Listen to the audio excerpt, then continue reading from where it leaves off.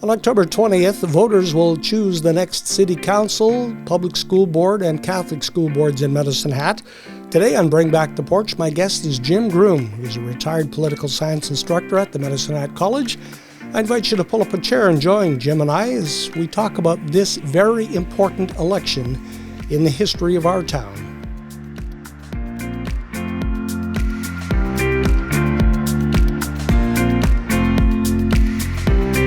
In case you haven't noticed, there's an election underway. Signs are everywhere. Yes, they really are, aren't they? Yeah. Yes. Although not many on private property. They're all on public property from what I've seen. It's the odd one, but there's always an indication that how much support you're getting when you can put one on somebody's front lawn as opposed to just in the medians. And I did notice this morning that our former mayor has a Chris Hellman sign on his lawn that he is publicly displaying on social media this morning. So very interesting. You can take whatever you take from that. Yeah, but, everybody's picking their team and going with it, sort of.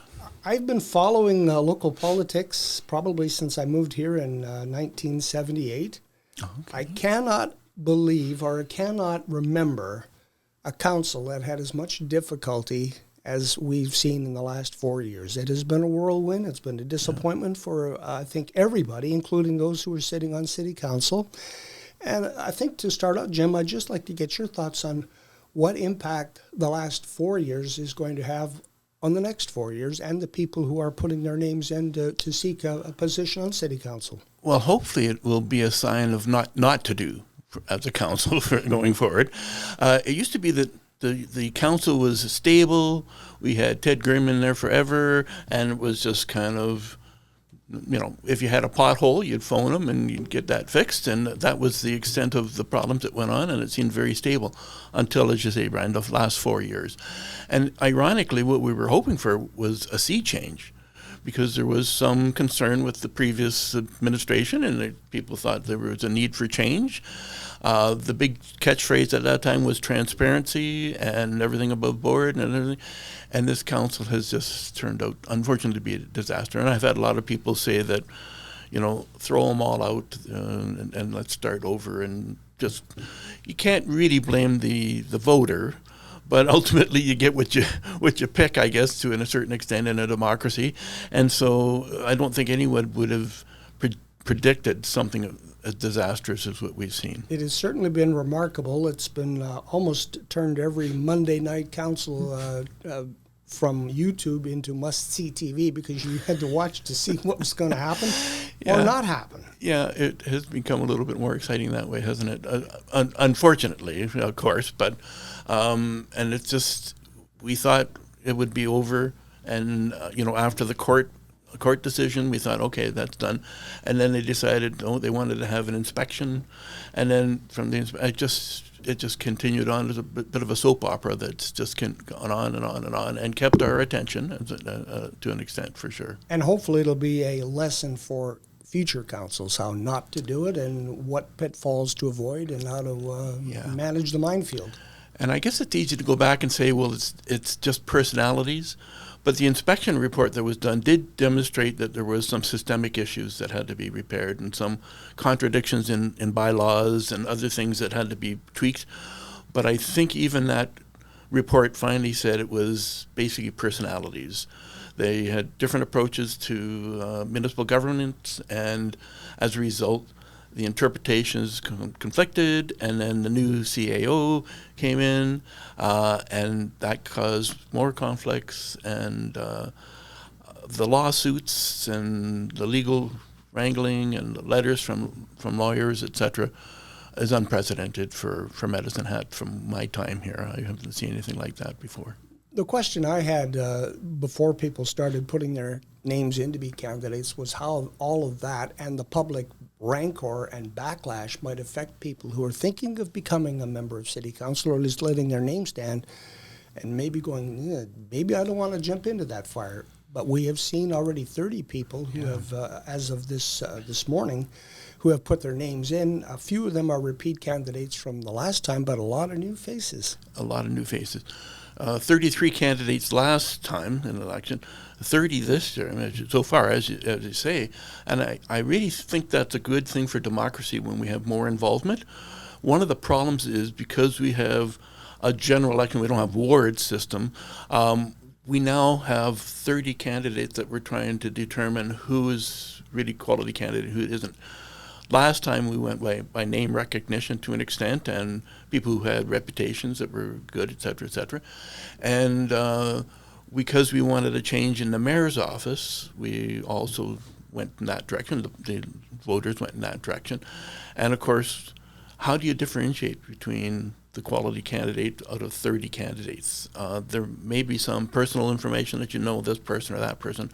You may read their profiles, but reading their profiles, there are a lot of similarities there. Change, transparency, kind of the usual no taxes, no tax increases, which the previous council also said, oh no, we're not going to increase tax. I think that's a standard. With 20% of the population here in Medicine Hat being seniors and on fixed incomes in a lot of cases, the last thing you want to do is aggravate that group. So you want to make promises of no tax increases.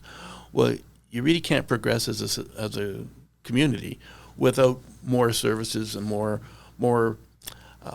spending, that even if it's to attract businesses and things of that nature. So the result is that every council is going to put up taxes, even if it's only through the aspect of inflation. You still have to raise some further funds. So it's a little disingenuous, but that's how it goes. For the voter, they're going to try to say, as you say, figure out, separate the wheat from the chaff. Yes. To that end, then all these signs that we're seeing popping up, how does that impact a candidate's hopes?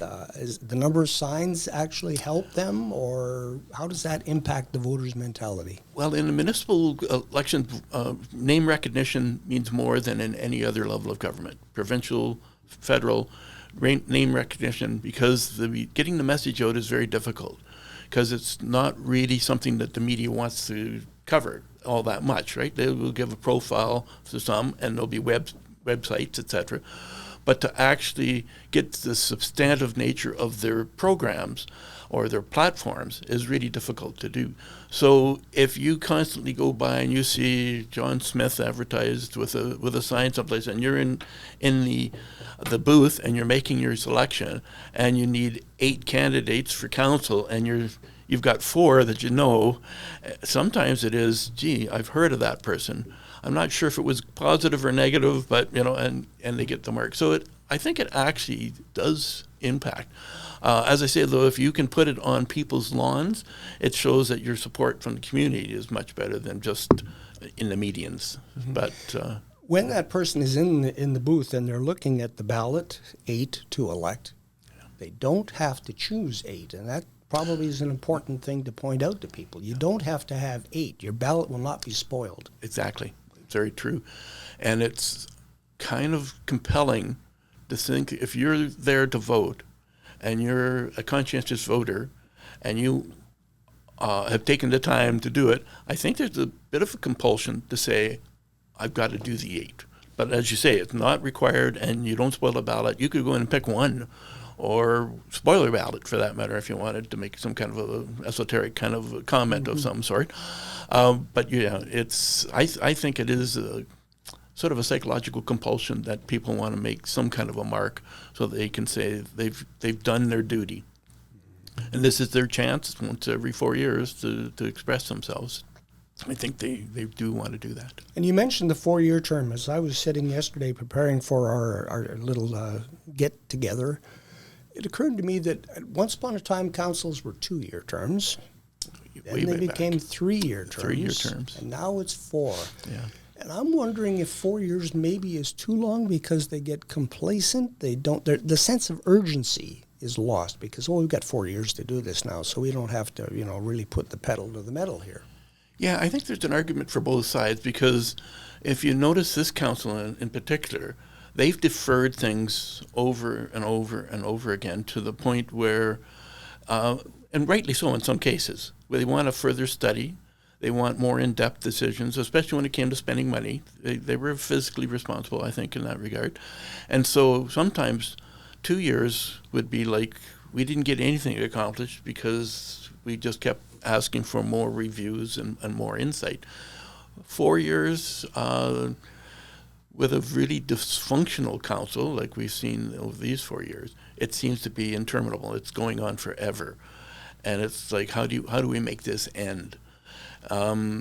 Unfortunately, in a way, so they went to Minister McIver and they said, we've got a problem here. Can you help us solve it? And he said, no, solve it yourself, pretty much. And so they spent a lot of time with the whole aspect of ethics and having a commissioner in order to deal with that. And then when they did it, along with a lot of other municipalities in Alberta, then the minister came out and said, no, we're going to take it over anyway. And they put them to all that effort and work in order to intervene. And of course, we see from the provincial government, there's a lot of hands-on. There's a lot of, if we look at Bill 20, amendments of the Election Act, et cetera, that they actually at one point proposed that they could rescind any bylaws and they could recall any member of council or the mayor. Now they backed that off a little bit in the end, but they are very much wanting to control as much as they possibly can. And we've seen this with the fact that you can have political parties in Edmonton and Calgary, even though 80% of the Alberta municipalities, when they held a little straw vote at their convention, 80% of them said, no, we don't want political parties. And the next thing was, okay, well, we'll compromise, but we just have it in the big cities, the ones that we really want to control those councils because we're tired of conflicting with progressive voters in those cities. So they relented somewhat, but they've still pushed it forward. And that brings me to my next question. We've seen that there is the ability to have political parties, slates in the two big cities. Right. Not so much in Medicine Hat, but that doesn't mean that 7 or 8 people can't get together and say, look, we're going to all be united here and we'll all run individually, but then when election day comes, if we get 5 or 6, we control the council and we control the agenda. Yeah, so, the biggest complaint you get from the parliamentary system out of federally or provincially is party loyalty, because party loyalty takes precedence over the constituency's desires or needs. And in the stat that they quote out of Ottawa is 94% of the time the MPs vote with the party. And there's people in their local constituencies, they now have to go back to and sell the party's position to the person in that constituency. And with municipal government, really this is the closest government to the people, really. When you need the garbage picked up, or you have a complaint about your park not being cut, the grass being cut on it, or whatever, you want to go to them, and it's very personal. And if you have a slate that has to vote as a block because they said they would, and it contradicts what your desires are, you don't feel represented. And I think that's a problem. And the difference between a ward system, of course, and the general election aspect of it, or the open election for Medicine Hat is that you don't really have an individual representing just you. You have the entire city represented by the council.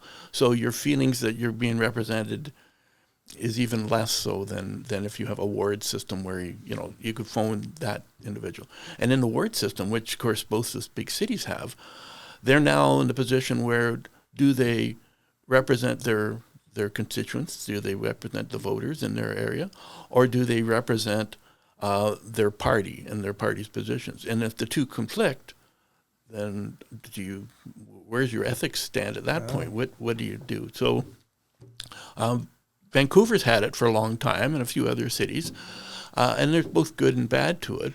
But that's the most common complaint I've heard, is that it's party loyalty takes precedence over individual wants and needs, which works in the parliamentary system at the federal and provincial level, but I don't think it's very effective at a municipal level. Special interest groups, we've seen one in particular, the utility ratepayers group, was born out of a dissatisfaction with high utility rates. Yeah. They coalesced into a group, and now they even have their own office and whatnot. And yeah. I'm sure that some of these people who are running are aligned with that group. it is, I guess, democracy in action, because they identified one problem that was bothering them, and now they're going to take it all the way through to city council. Absolutely. It's what can be done. Interest groups are rampant in all communities, I think. You know, if you have, we had a situation in Minnesota where they were trying to do infill in some of the local communities, and those areas that were being affected directly showed up at council en masse and made their voice heard, and that piece of property in particular still is not being developed. So it can be very effective, and if you have 100 voters and they have 100 friends who have 100 friends, and politicians know that, and they really want to make the choices that are best for the entire community, but sometimes they have to take into consideration that small areas do have a point. And with the ratepayers, of course, agreement, I mean, everybody was impacted by the sudden changes and, you know, the increases in tax in the rate for utilities, et cetera. And yeah, it's something that hits home with a lot of folks. I think prior to the last election, there was some talk that maybe it was time for Medicine to sell the goose that laid the golden egg and to divest itself of its utilities. Yeah. And then we saw the shift where a lot of money was coming in that was helping to run our cities. So I don't know if that's going to be an issue in this campaign or not. You know, it's a little bit like the goods and services tax provincially, or the provincial sales tax provincially, because the party that puts that in place will never be heard of again. So it will completely destroy them. And I think most politicians recognize that that's such a big step. And some years we get lots of money. Some years we need to invest in money in it. It's almost sacrosanct. And to sell that off for a short-term gain, in some cases, people would be up in arms. On the other hand, if we look at the way the cost of energy is going and the alternative choices for energy, and are we sort of leading ourselves to oblivion when it's finally said that oil and gas is no longer the way to produce electricity? We need an alternative, but that's a lot of years off the road. And I would project that if a mayor came in and said to the council, this is what we're doing, and they kind of pushed it forward and they sold the utilities, I don't think we'd hear from them again. They'd be out the door, because a lot of people have the perception, and the true perception, that some years we make millions of dollars on that utility service, other years not so much. Mm-hmm. You mentioned earlier the senior population, 20% of Medicine Hat. They vote. They do. They carry a lot of weight at the ballot box. I'm wondering, though, about the younger people, because this is their future in this city. And what do we do to get them excited and get them involved in the political process and actually go and cast a ballot? Yeah, we do have both this council, the current council, and the potential future council. We have a few young folks who have expressed interest, which hopefully will draw more people in. The difficulty, of course, with our system is we have 30 people running this year. You're a young family, you're raising your kids, you're going to hockey practice, you're going to ballet or whatever the kids are doing.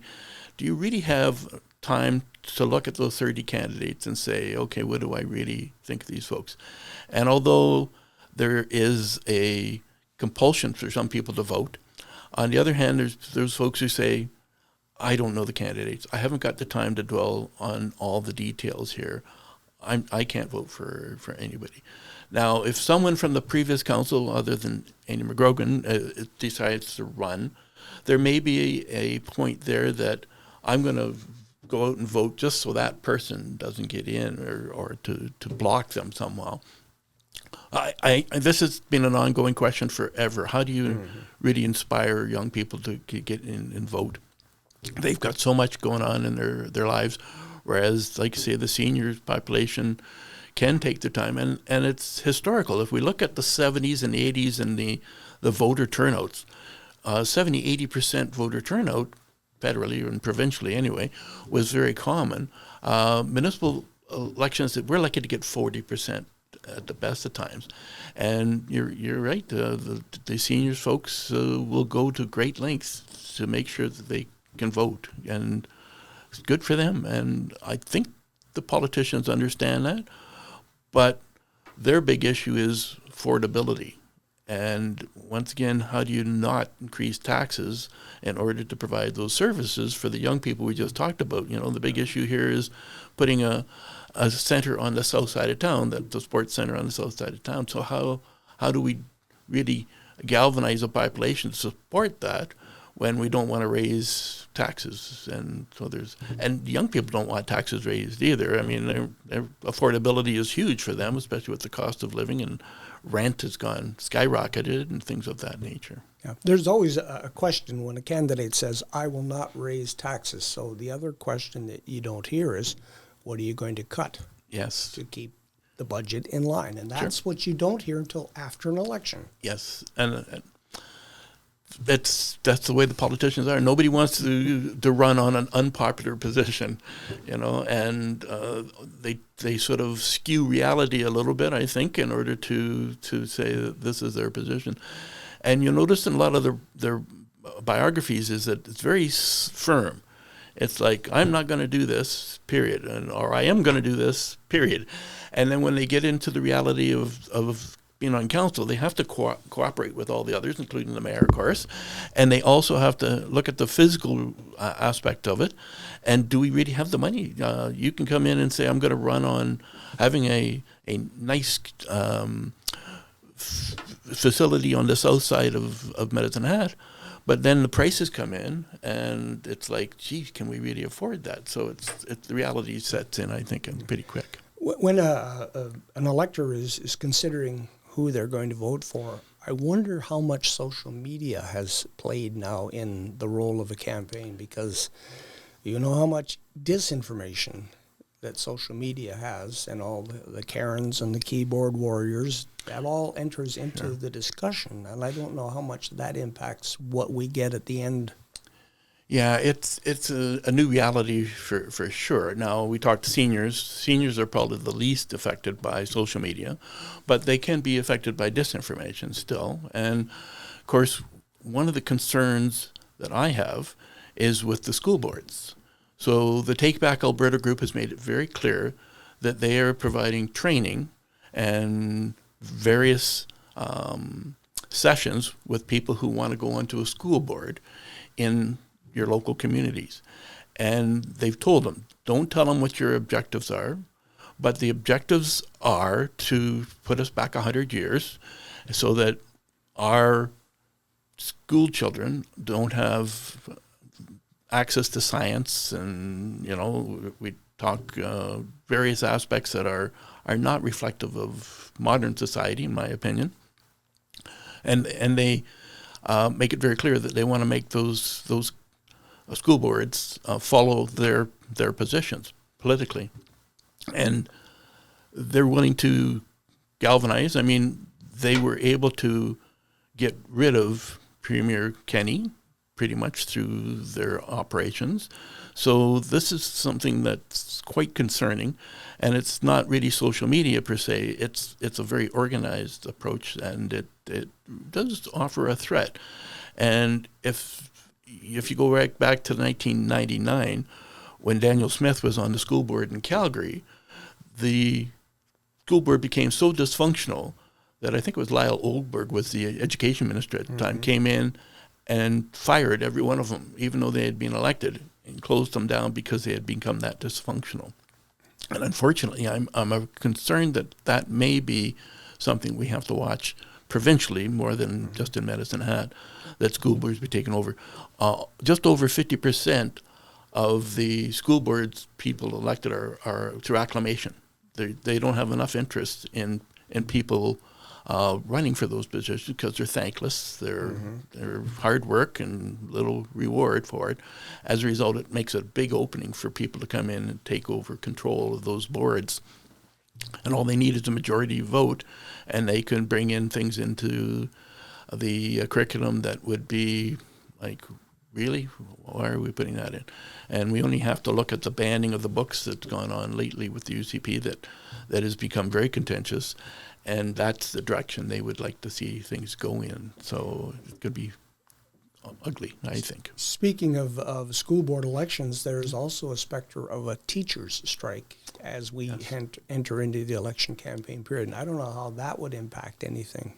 I think it would have more impact, of course, provincially, because the province has they passed legislation in 2023 that united the approach. So anything provincial is done by the province, and anything kind of having a local, it can still be done by the local boards.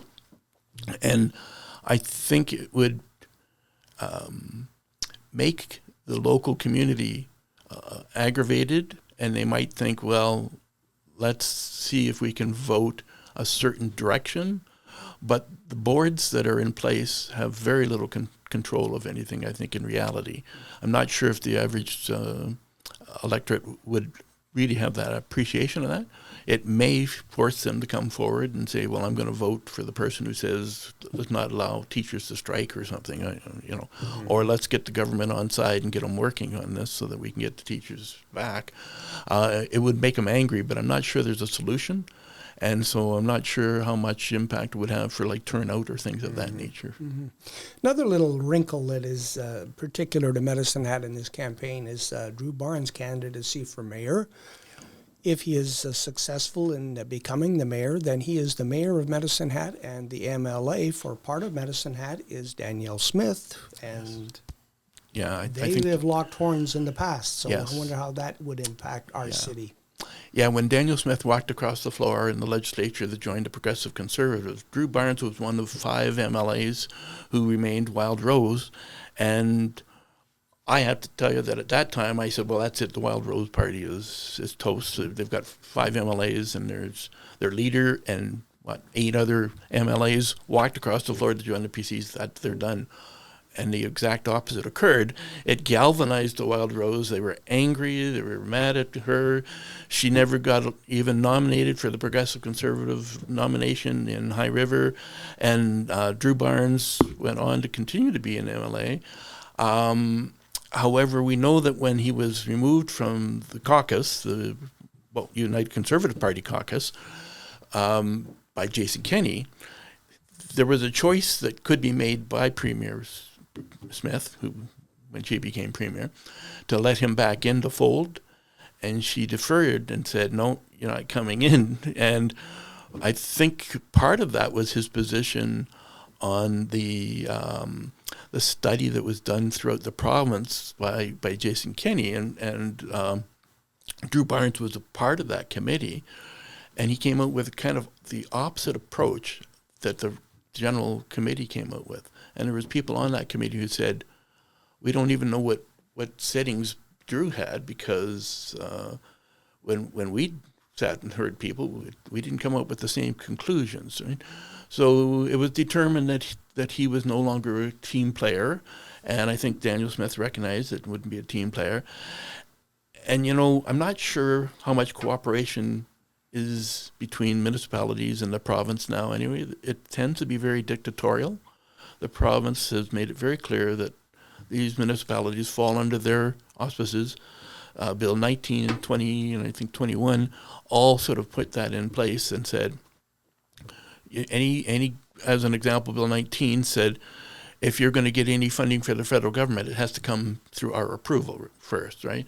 Bill 20 is, of course, all the changes to the election, and it made it very, very clear that, right down to hand ballot counting and all these other aspects, is that the province is in charge, and the municipalities are a subservient level of government, which is true by legislation and by the Constitution. It is true. But they are enforcing that quite directly. It's nice to have a mayor who could pick up the phone and say, Danielle, I'd like to talk to you about a certain issue. I would think that would be a hang-up call for Drew Barnes. But who knows? He could, in politics, there are strange bedfellows, mm-hmm. and you have to be very thick-skinned and very forgiving in order to get what you want out of your political position. So I would think that it would be complicated. It would be interesting. Yes, it would be interesting Very to be a fly on the wall and things that they say, right? Yeah. Every campaign that I can remember over the last 40 years, one of the key themes has been economic development. You hear economic development every campaign. Yeah. And that's a problem, because if it's a continuing issue, nothing's being done. Yeah. I don't know what can be done by an individual council. Well, the province determined that we had an economic corridor between Edmonton and Calgary, and it extended down to Lethbridge. And that was their determination that everything was going to be in there. The Premier talked about Red Deer being 1 million people at some point, and that was her kind of dream, I guess, or aspect to it. Like it or not, Medicine Hat is just so far removed from those big centers that it is difficult to attract people here. Now, we have a great standard of living. We have a great community. Community involvement is terrific. But what have we got really that we can say, this is unique? Come here. You're 3 hours away from Calgary. You can fly in and out of here, though, on the small planes, etc. But yeah, it's difficult. It would be nice if Suffield was developed for the aviation aspects and the drones and things a little bit more, if we had federal government input in that regard. But we now know that, of course, any federal government investment virtually has to be approved by the province, and now you would hope that they would be positive for that. The twinning of Highway 3. The province said they were going to twin Highway 3, and then they said, but it's going to be over 10 years, and we have these different phases that are going on. I'm not sure if there's a magic bullet. We often talked about our connections to the states and improving the border crossings and things. Not sure we could do much more. We have a pretty fair highway going to the states. Once you hit the other side in Montana, it's not much of a highway down there, though. And so they have a brand new American passport section there, or customs. Canada's still this little old house. I haven't been down through a long time, but it's not much to speak of. I'm not sure what we do to increase and improve that. Even our agricultural sector is pretty standard and pretty dependable, thanks to irrigation. But what else could you put here that would be like, oh, this is ideal to this community, and no other place would have the same wherewithal? Do we need a council that sells our city, actually goes out and beats the bushes and gets the business, as opposed to having it farmed out to an economic development either department or outside agency? Yeah. I do think that the mayor's role should include that. Like Harry Viner used to. Yes, and I don't think the council should do it, because unfortunately people are people, and you get different messages going out.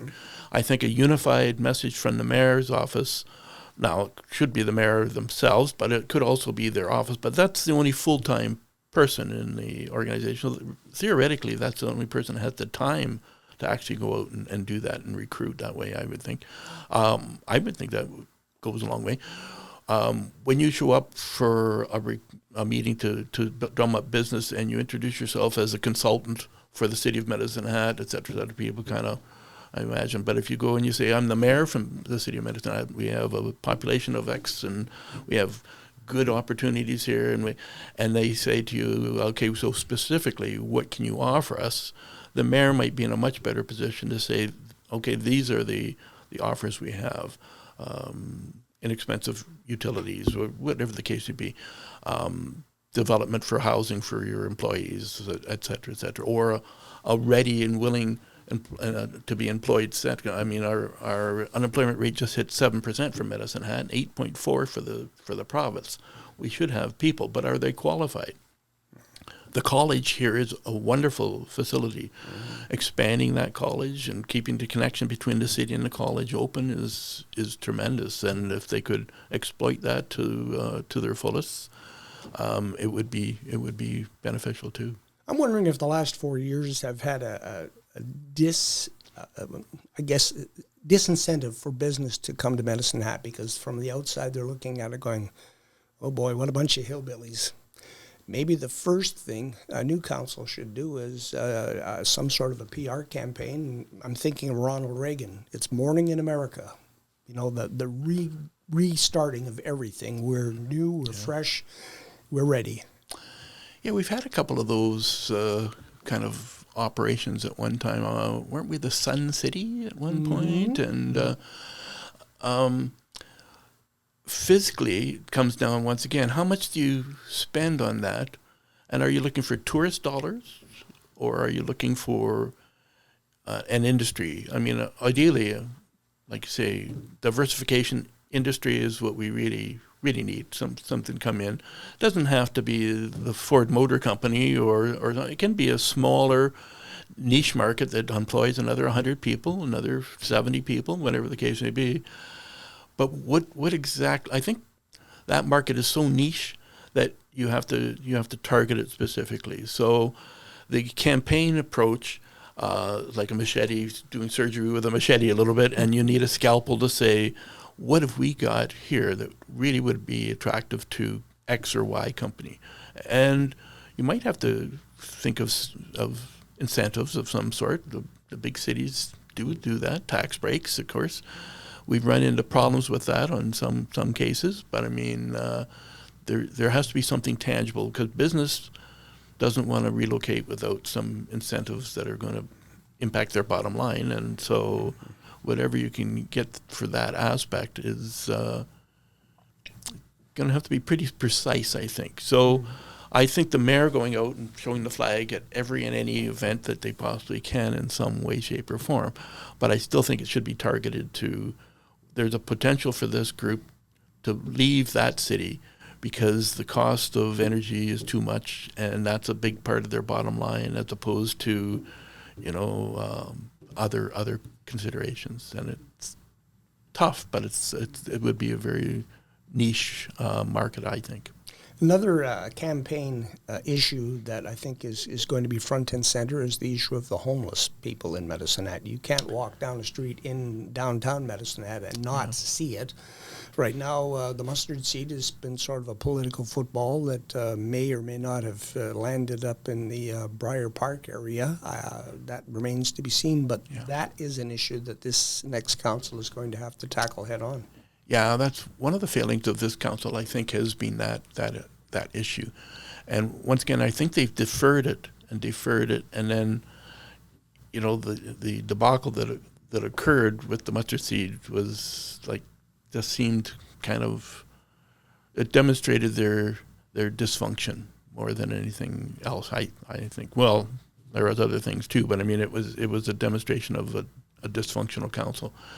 And you're right, we have to deal with that issue. One of the aspects, of course, is that it's also a national issue. And of course, the federal government back in the 70s used to provide a lot of money for affordable housing. And then in the 80s, under the neoliberal approach, they said, well, we're going to download that to the provinces without any cash incentive going with it. And then the provinces said, well, geez, that didn't seem fair, so we're going to download it to the municipalities, but no money, just downloading it. And now, of course, the builders kind of folded up their tents and said, well, the heck with affordable housing, that's not going to be where it's at. And they built $1 million homes instead of affordable homes because there was no incentive for them to do it. And now, I used to live in Vancouver, and East Hastings was this tent city that was just like something else. But before that period of time, we had co-op housing out in Langley and a few different things, and it worked very well. You could, very affordable. It's hard to find that anywhere now. So the city doesn't have the wherewithal, though, to do this alone. They have to get the province on side, and they have to get the feds on side. And that's a bureaucracy that's, not particularly jiving. They're clashing quite a bit, and it could be really challenging to get that result. Because you could do short-term things like, okay, yeah, we've got some beds that we can put up here and, some food vouchers or whatever the case may be. But for a long term, to get people off the street, you need affordable housing, and they need that pride of ownership, and it brings their life up, and it makes them feel, good about themselves, and it really benefits them. And I'm afraid that's not just a municipal thing, although it hits us municipally. But for long-term solutions, we need the other two levels of government to get in. Otherwise, it's sort of a Band-Aid solution, and we do need a Band-Aid solution, but but how long will it last for? For a long time, one of the slogans for the city of Medicine Hat was the city with energy. Of course, that was referring to natural gas and then later oil and electricity. But now, solar energy is moved to the forefront. The city is invested in the solar project up in Briar Park. Yeah. Some people see it as a boondoggle. Other people see it as a potential to, I guess, ensure when the oil and gas runs out. Yeah. This council probably will have to make a decision, the one that is coming in, that'll be elected. So I think that's probably something that people will want to ask their candidates, where do you stand? Yes, and I think the community is very divided because we've always been an oil and gas province and an oil and gas community, and solar is seen as a threat by some. And, we have to look to the south in the United States where they've literally banning solar power now. And it does make you kind of wonder. But I think there's an argument to be had for solar. The province has kind of put encumbrances in place. They put a moratorium on for, 9 or 10, 12 months, which lost us millions of dollars of investment. And as a result, I think we're a little following behind, trying to catch up. And, a prime time of this was Drew Barnes was reported saying that solar decision was a terrible decision, that we should never have a solar panel in the north. So he's declared his position for that. What are the other candidates for mayor saying? And, I don't think anybody's really come out and said how they position themselves. This last council, when Bill 20 was passed, which changes how elections are done and the controls by the province, the only one to speak against it was Andy McGrogan. The mayor, the councillors, they all deferred. They didn't want to say anything. Now, is it because the province is so threatening to them that they don't want to be seen as opposing anything the province does? Or did they not have a position on it? So there's a lot of issues out there where the council has been pretty quiet and really hasn't said much. And then when they do say something, sometimes it's not a united determination.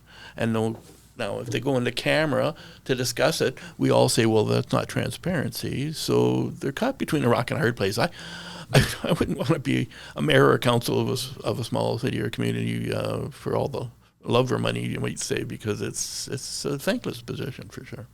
I'm also wondering too, Jim, we had a provincial election just over 2 years ago, federal election at the end of this past April. Now we're at the municipal election level. Voter fatigue going to be a problem? I think the last federal election was a bit of voter fatigue at that point, and I think people were feeling it. And the only thing that kept it alive was the threats from Donald Trump and the annexation of Canada and those discussions. This one, I think there's a bit of a space, other than the fact that there's always a low turnout on municipal elections. I think the record is like 22% or something in Fort McMurray or something one year. I mean, it's hard to get people keen about garbage collection or patching your roads and things like that. And if you look at it narrowly like that, that's fine.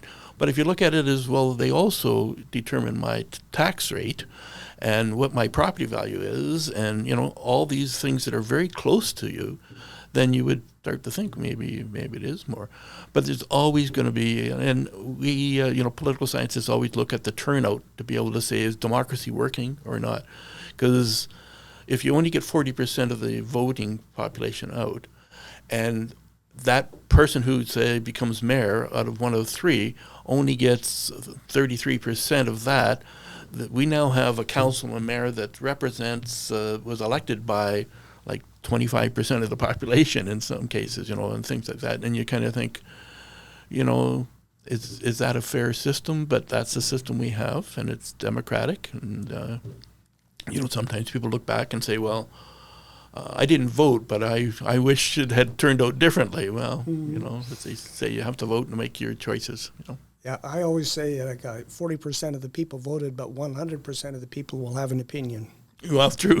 That's the way it goes. Yeah, Jim, very true. very enjoyable. I always enjoy sitting down and chatting with you. And if you liked what you heard today, we hope that you'll hit the like button and share it with your friends so that more people become part of the conversation here on the porch. Jim, thank you for your time. Thank you, Brian. Nice to talk to you.